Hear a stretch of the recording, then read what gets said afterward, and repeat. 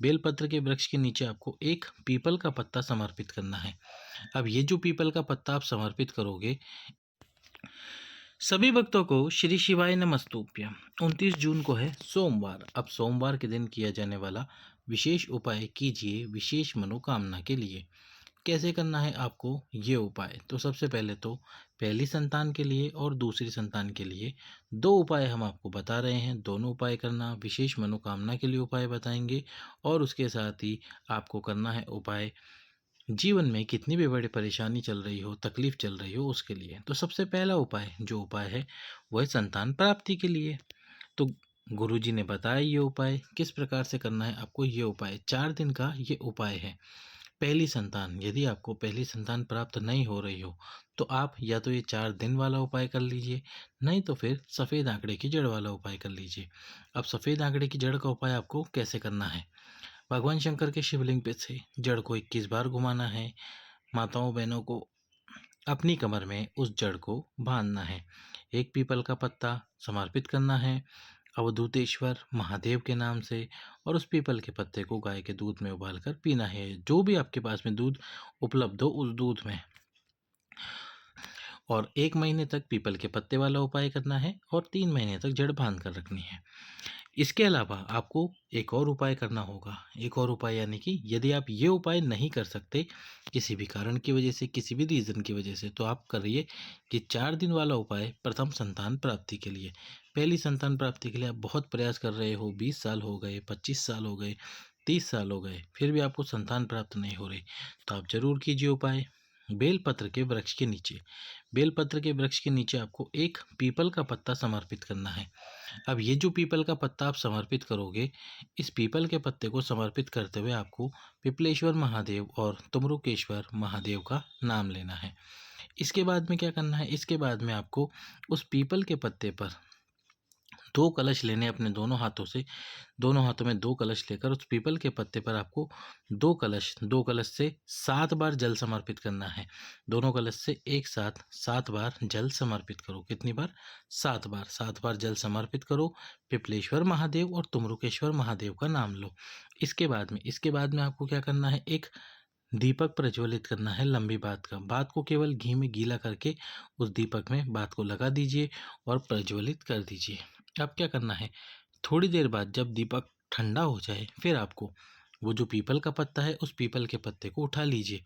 उठाकर आपको उस पीपल के पत्ते को गाय के दूध में उबालना है थोड़ी देर, और फिर रात्रि को जब पति और पत्नी सोएंगे तब आप उस दूध को, जो पीपल का पत्ता आपने उबाला है, उस पीपल के पत्ते को दूध में से बाहर निकाल दीजिए और उस दूध का सेवन कीजिए। पति और पत्नी दोनों उस दूध को पीजिए।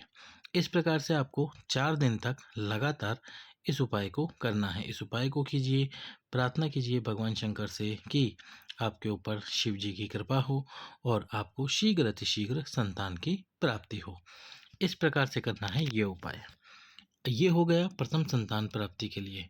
दूसरी संतान प्राप्ति के लिए, यानी कि जिनको पहली संतान प्राप्त हो गई है, दूसरी संतान प्राप्ति के लिए आपको करना है भगवान शंकर के 11 रुद्रों का उपाय।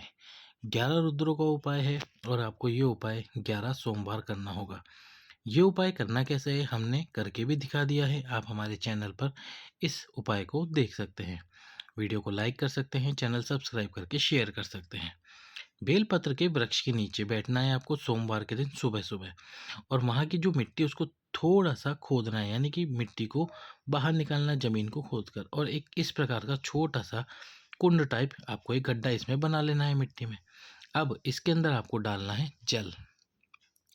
अब क्या होगा, जब जल आप इसमें डालोगे तो वो जल गंदा हो जाएगा, मिट्टी में मिल जाएगा। तो आपको इंतज़ार करना होगा जब तक सारी मिट्टी नीचे ना बैठ जाए, पानी स्वच्छ ना हो जाए, तब तक आपको इंतज़ार करना होगा। फिर उसमें जल डालिए, जल भर कर रखिए, और इस कुंड के सम्मुख में, यानी कि इस कुंड को आपको नाम देना है। जो 11 रुद्र है उसमें पहले जो रुद्र है उनका नाम है कपाली। इसी प्रकार से बाकी रुद्रों का नाम हर एक सोमवार को उपाय करते हुए देते जाना है। दूसरे नंबर पर पिंगल, तीसरे नंबर पर भीम, चौथे नंबर पर विरूपाक्ष, 5वें नंबर पर विलोहित, 6ठे नंबर पर शास्ता, 7वें नंबर पर अजपाद, 8वें नंबर पर अहिशु, 9वें नंबर पर शंभु, 10वें नंबर पर चंड और 11वें नंबर पर भव। इस प्रकार से 11 रुद्रों का नाम लेना है हर एक सोमवार के दिन। पहले दिन पहले सोमवार को कपाली रुद्र के नाम से। फिर नाम देकर जल डालकर एक दीपक लंबी बात का प्रज्वलित करके संतान कामना करके इस कुंड के सम्मुख में आपको रखनी है खीर। खीर का प्रसाद बनाना यानी खीर बनाना, उसको किसी कटोरी पात्र में कुंड के सम्मुख में रख देना। प्रार्थना करना कि इस खीर को स्वीकार करो कपाली महादेव रुद्र, और उसके थोड़ी देर बाद में आपको इस खीर को यहाँ से उठा लेना है। दीपक ठंडा हो जाएगा। फिर जब रात्रि को यानी भोजन आप ग्रहण करो तो पति और पत्नी दोनों इस खीर का सेवन करो। प्रार्थना करो कि आपको शीघ्र अतिशीघ्र संतान हो। ये तो हो गया उपाय। अब कुछ लोग कहेंगे कि हम जिस बेलपत्री के वृक्ष के नीचे जाते हैं वहाँ पर फर्श बनी हुई है, उस फर्श में हम खड्डा नहीं कर सकते, तो क्या करें? तो आप एक बड़ा सा दीपक की आकृति का, जो बड़ा दीपक आता है उसी आकृति का एक बर्तन आता है मिट्टी का, उस बर्तन को इस बेलपत्री के वृक्ष के नीचे रख दीजिए। उसमें आपको ज़मीन खोदने की आवश्यकता नहीं। फिर उसके अंदर आपको जल डालना है।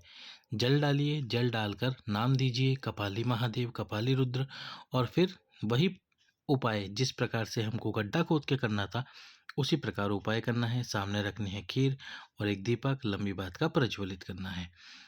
ये आप उपाय वहाँ कर सकते हैं जहाँ पर आपको सीमेंटेड फर्श मिल जाए या फर्श बना हुआ मिल जाए बेलपत्री के वृक्ष के नीचे, और आप ये उपाय वहाँ मिट्टी खोद कर नहीं कर सकते।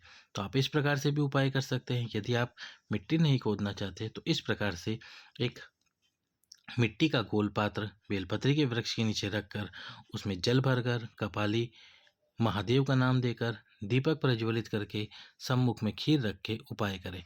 एक सोमवार से लेकर 11 सोमवार तक लगातार इसी प्रकार उपाय करें।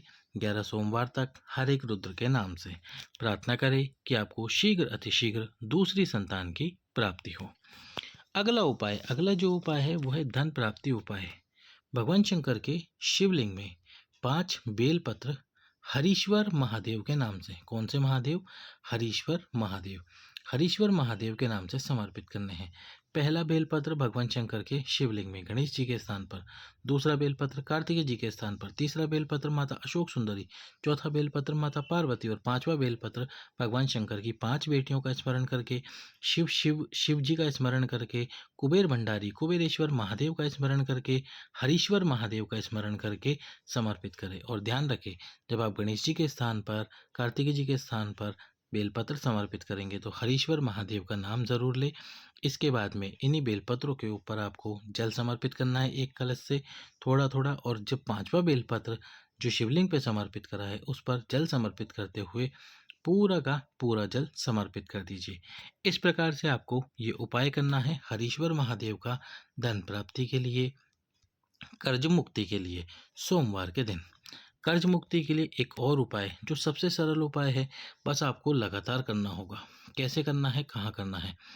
आपके आसपास में जो भी आपको क्षमा करना, जो भी आपको वट वृक्ष मिल जाए, कौन सा वृक्ष? वट वृक्ष, जिसको हम बरगद का पेड़ कहते हैं, वो वट वृक्ष यदि मिल जाता है आसपास में तो उस वट वृक्ष के नीचे जाना प्रत्येक सोमवार को और एक कलश जल ले लेना। अब इस एक कलश जल में आपको थोड़ी सी हल्दी और थोड़े से पिसे हुए चावल मिलाने हैं।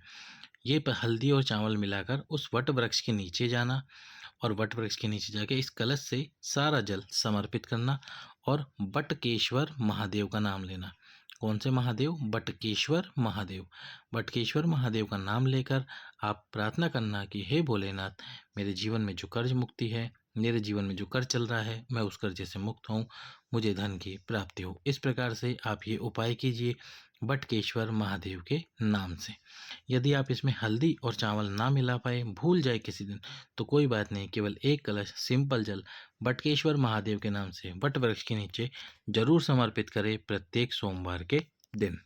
अब हम आपको बताते हैं अंतिम उपाय परिवार की खुशियों के लिए, परिवार की सुख शांति के लिए। यदि आपको ऐसा लगता है कि परिवार में खुशियां नहीं है, परिवार में सुख शांति नहीं है, तो आप सोमवार के दिन भगवान शंकर के मंदिर में जाइए। शिव जी के मंदिर में जाकर भगवान शंकर के शिवलिंग पे जो कलश रखा हुआ होता है, जो कि भगवान शंकर की 5 बेटियों का स्थान है, इस कलश में आपको एक लोटा जल हाटकेश्वर महादेव के नाम से आपके सभी परिवार के सदस्यों का स्पर्श कराकर समर्पित करना है और एक बेलपत्र जो इस कलश में से ये बूंद-बूंद जल नीचे गिर रहा होता है, जैसे कि आपको ये स्क्रीन पर दिख रहा है बूंद-बूंद जल, ये जो नीचे गिर रहा है, यहाँ पर इसी बूंद-बूंद जल में इस कलश में एक छोटा-सा छेद होगा, उसमें आपको बेलपत्र की डंडी को फँसा देना है। यानी बेलपत्र अंदर इस प्रकार से रहेगा, बेलपत्र अंदर इस प्रकार से रहेगा, बीच वाली पत्ती और इस प्रकार से खड़ा रहेगा। बेलपत्र की जो डंडी है इस कलश के छेद में फँसा देना और इसमें से बूंद-बूंद जल गिरता रहेगा और अपने परिवार का स्मरण करना, परिवार के सभी सदस्यों का स्मरण करना, आपका नाम बोलना, प्रार्थना करना कि आपके परिवार में क्लेश ना हो, सब में शांति बनी रहे, सब में प्रेम बना रहे।